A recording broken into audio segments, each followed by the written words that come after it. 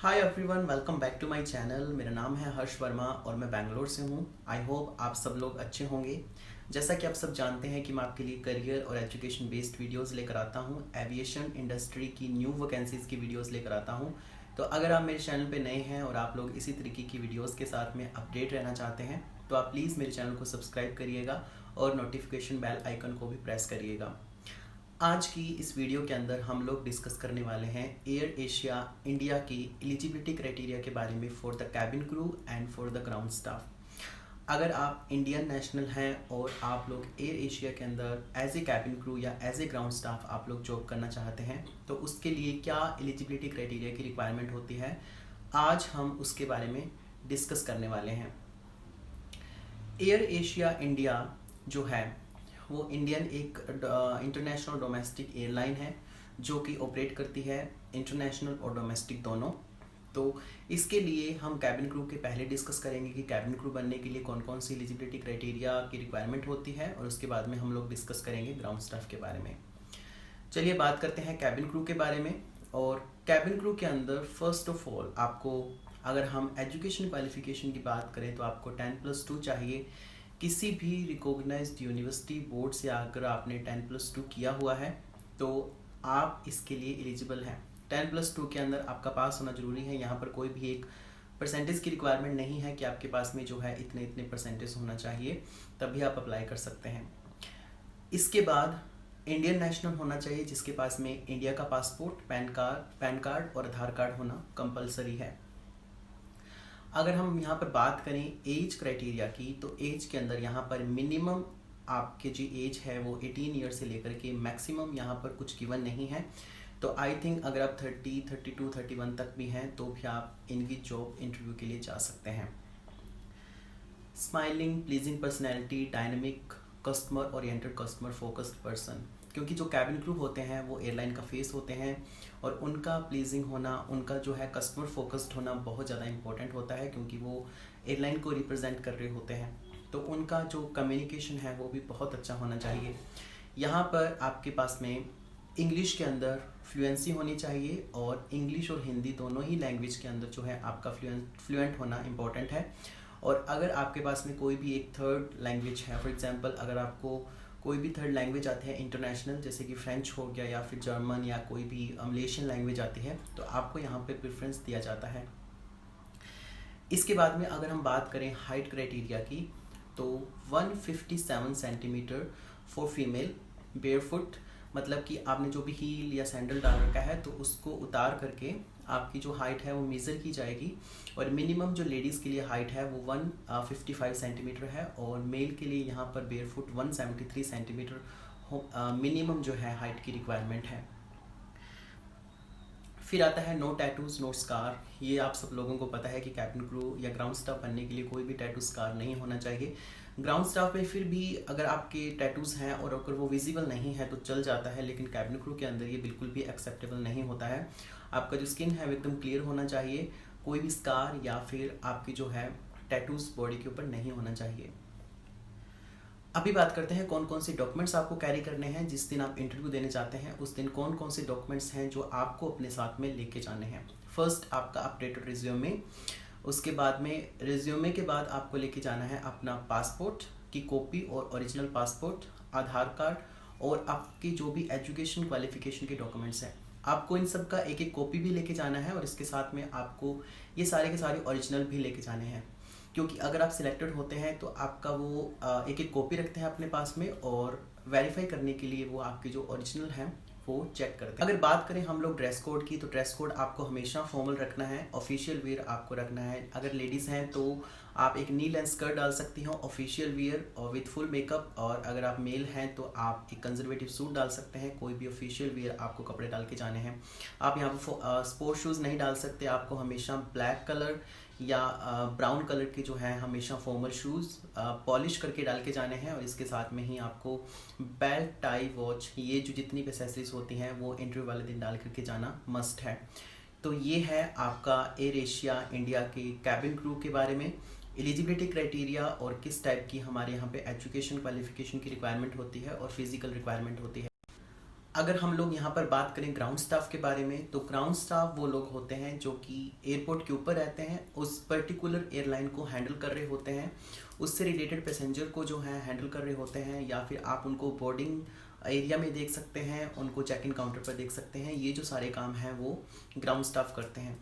अभी ground staff बनने के लिए क्या एजुकेशन क्वालिफिकेशन की रिक्वायरमेंट होती है? अगर आप एयर एशिया इंडिया के अंदर अप्लाई करते हैं तो एजुकेशन के अंदर आपके पास में मिनिमम जो है एक ग्रेजुएशन की डिग्री होनी चाहिए किसी भी रिकॉग्नाइज्ड यूनिवर्सिटी बोर्ड से। अगर आपने मिनिमम ग्रेजुएशन किया है किसी भी स्ट्रीम के अंदर, art, commerce, science, no matter, लेकिन आपके पास में एक ग्रेजुएशन की डिग्री होना मस्ट है। कुछ लोगों को लगता है कि अगर वो 12th पास आउट हैं तो वो ग्राउंड स्टाफ बन सकते हैं। ये आज से 3-4 साल पहले होता था, लेकिन अभी रिसेंटली एयरलाइंस ने अपने रूल्स चेंज किए हैं, और अगर आपके पास में ग्रेजुएशन की एक डिग्री है तो ही आप ग्राउंड स्टाफ के लिए अप्लाई कर सकते हैं। अगर हम बात करें ग्राउंड हैंडलिंग कंपनीज़ की, जैसे कि एयर इंडिया सेट्स हो गया, सेल्पिनास हो गया, तो आप वहाँ पर as a 12th pass out और ग्राउंड स्टाफ के अंदर अपना जो है करियर बना सकते हैं। लेकिन जो भी एयरलाइंस हैं जैसे कि एयर एशिया हो गया, इंडिगो हो गया, विस्तारा हो गया, स्पाइस जेट हो गया, वहाँ पर अगर आप ग्राउंड स्टाफ बनना चाहते हैं तो आपके पास में मिनिमम एक ग्रेजुएशन की डिग्री होना कंपलसरी है। अभी ग्राउंड हैंडलिंग कंपनीज़ के बारे में अगर आपको ज़्यादा से ज़्यादा इन्फॉर्मेशन चाहिए तो इस वीडियो के डिस्क्रिप्शन बॉक्स के अंदर मेरी कुछ वीडियोस हैं सेल्बिनास और एयर इंडिया सेट्स के ऊपर, आप उनको जा कर के देख सकते हैं। एज क्राइटेरिया की बात करें तो मिनिमम 18 ईयर्स से लेकर के मैक्सिमम 28 ईयर्स तक, अगर आप फ्रेशर हैं, आपके पास में कोई एक्सपीरियंस नहीं है, तो आप अप्लाई कर सकते हैं। और अगर आपके पास में थोड़ा एक्सपीरियंस है एविएशन इंडस्ट्री का तो आपको यहाँ पर प्रेफरेंस दिया जाता है। और अगर आपकी एज जो है 28 ईयर्स से भी ऊपर है तो भी आप इनके जॉब इंटरव्यू के लिए जा सकते हैं। Customer service, customer focused, able to work in rotational shifts, work under pressure, क्योंकि वहाँ पर आपकी जो है डे नाइट शिफ्ट लगती हैं तो आप उनके लिए भी रेडी होना पड़ेगा आपको। और इसके साथ में ही बहुत सारा काम होता है, कभी कभी फ़्लाइट डिले हो जाता है या फिर कभी ऐसी सिचुएशंस हो जाती हैं पैसेंजर को लेकर के, तो आपका जो है एबिलिटी होनी चाहिए वर्क अंडर प्रेशर।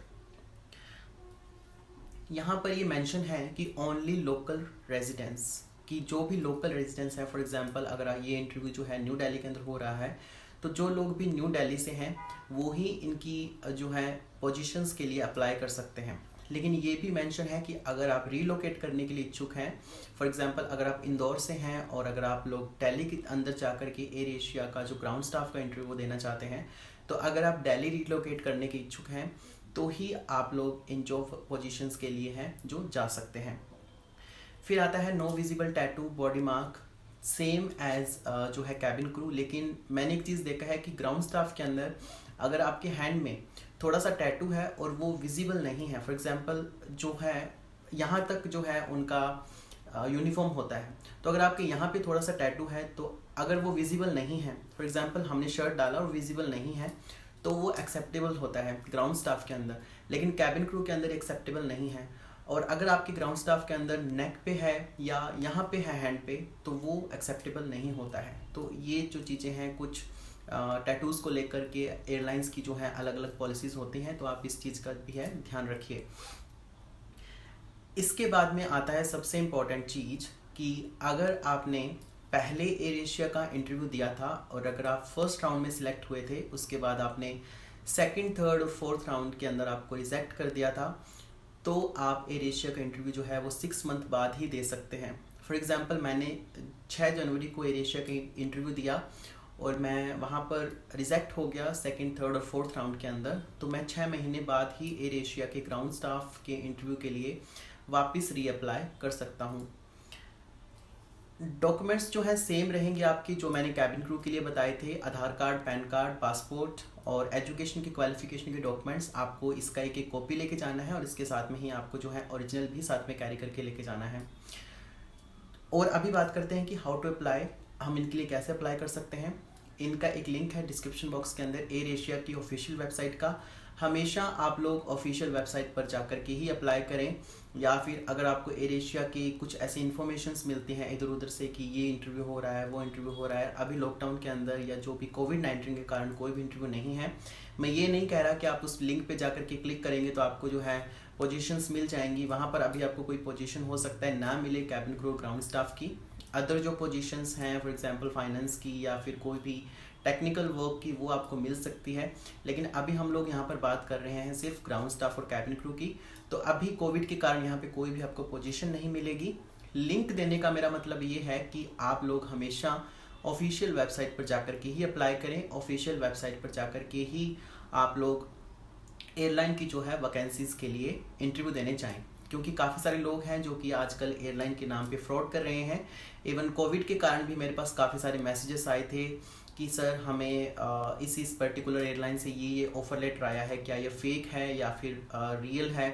तो वो डेफिनेटली फेक ही था, क्योंकि इस कंडीशन के अंदर कोई भी एयरलाइन का इंटरव्यू कंडक्ट करवाना पॉसिबल नहीं है। और काफ़ी सारी एयरलाइंस हैं वो ऑलरेडी काफ़ी सारी प्रॉब्लम के अंदर चल रही हैं। तो आप प्लीज़ इस बात का ध्यान रखिए, अगर आपको कोई भी फेक कॉल आता है कि आपको इस पोजीशन के लिए सिलेक्ट कर लिया है, या फिर आपके पास में ऐसा कोई सडनली आपके पास में कोई भी एक ऑफर लेटर आ जाता है एयरलाइन की तरफ से, तो वो 100% फेक होता है। क्योंकि एयरलाइन कभी भी टेलीफोनिक इंटरव्यू नहीं लेते हैं, वो हमेशा फेस टू फेस इंटरव्यू अलग अलग राउंड्स के अंदर कंडक्ट करवाते हैं, और यहाँ पर आपसे कोई भी जो है पैसा चार्ज नहीं किया जाता है। तो दोस्तों ये था एक वीडियो एयर एशिया इंडिया के कैबिन क्रू और ग्राउंड स्टाफ के एलिजिबिलिटी क्राइटेरिया के बारे में। आई होप आप लोगों को मेरा ये वीडियो अच्छा लगा होगा। अगर आपको ये वीडियो अच्छा लगा तो इसे लाइक करिएगा, अपने दोस्तों के साथ में शेयर करिएगा, और अगर आपने मेरे चैनल को अभी तक सब्सक्राइब नहीं किया है तो प्लीज़ इसे सब्सक्राइब करिएगा। अभी मैं हर्ष वर्मा लेता हूँ आप लोगों से विदा। मिलते हैं जल्दी ही एक ऐसी ही वीडियो के साथ में, तब तक के लिए टेक केयर, जय हिंद।